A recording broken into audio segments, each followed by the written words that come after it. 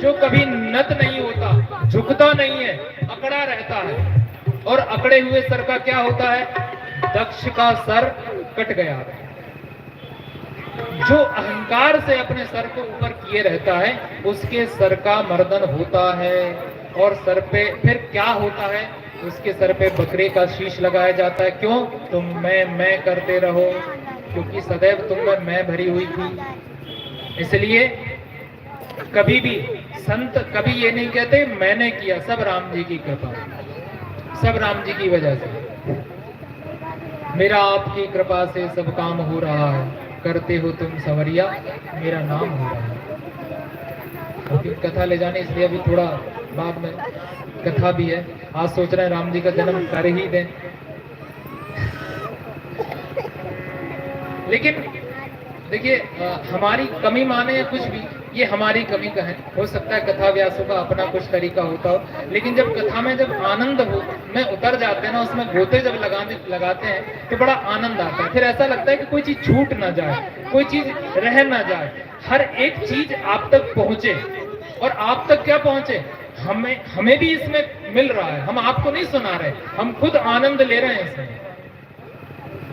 हम राघवेंद्र सरकार की कथा का आनंद ले रहे हैं और आप उसमें सहयोगी बन रहे हैं, क्योंकि श्रोता वक्ता ज्ञान निधि कथा राम के गुण, ये आनंद देने वाली कथा है। क्योंकि आनंद सिंधु सुख राशि की कथा है भैया। जितना आनंद लेके करोगे ना, अगर नियम से करोगे तो कल राम जन्म होना था, क्योंकि राम कथा में तीसरे दिन राम जन्म हो जाता है।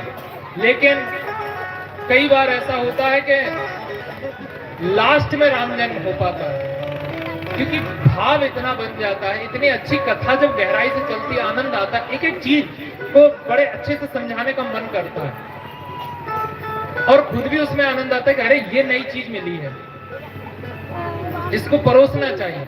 कोई नया व्यंजन घर में बनाया जाए तो घर वालों को परोसा जाता है, सब उसका स्वाद लेकर बताएं कैसा था।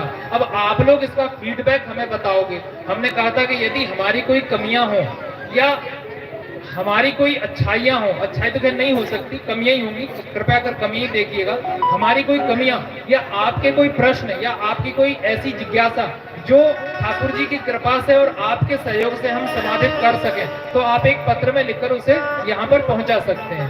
विचार विमर्श करके एक दूसरे के संवाद से उसका निराकरण किया जाएगा। कोई कमी भी हो तो भी आप हम तक पहुंचाइएगा ताकि हम उसमें सुधार कर सकें। क्योंकि देखो, सर्वज्ञ कोई नहीं होता।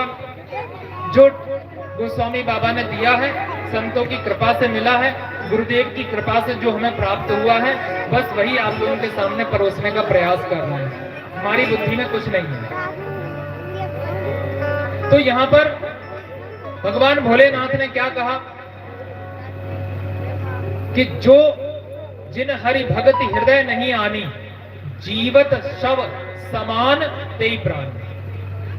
जिसके हृदय में भगवान की भक्ति का वास ना हो वो कैसा है? शव के समान है, बिल्कुल मृत है वो। जिसने भगवान का नाम ना लिया हो, संतों में प्रेम ना हो, कभी संतों के चरणों में प्रणाम ना किया हो, किसी को दान ना दिया हो, किसी को प्रेम से भोजन ना कराया हो, वो शव के समान है, ये समझ लीजिए।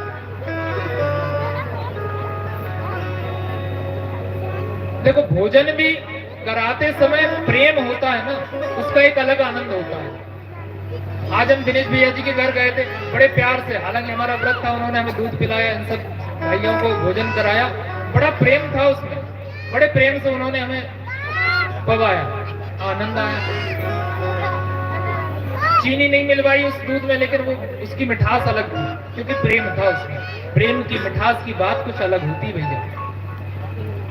और प्रेम का मार्ग कैसा होता है? अति सूदो स्नेह को मार्ग है, जहां नय को सयानब बांक है। चतुराई नहीं चलेगी। और कथा में आप श्रद्धा लेकर बैठोगे तो विश्वास आपके साथ होंगे और तभी कथा में प्रीति बढ़ेगी। राम कथा सुरधेनु सम सेवत सब सुखदाय। सत समाज सुरलोक सब को न सुने अस जान।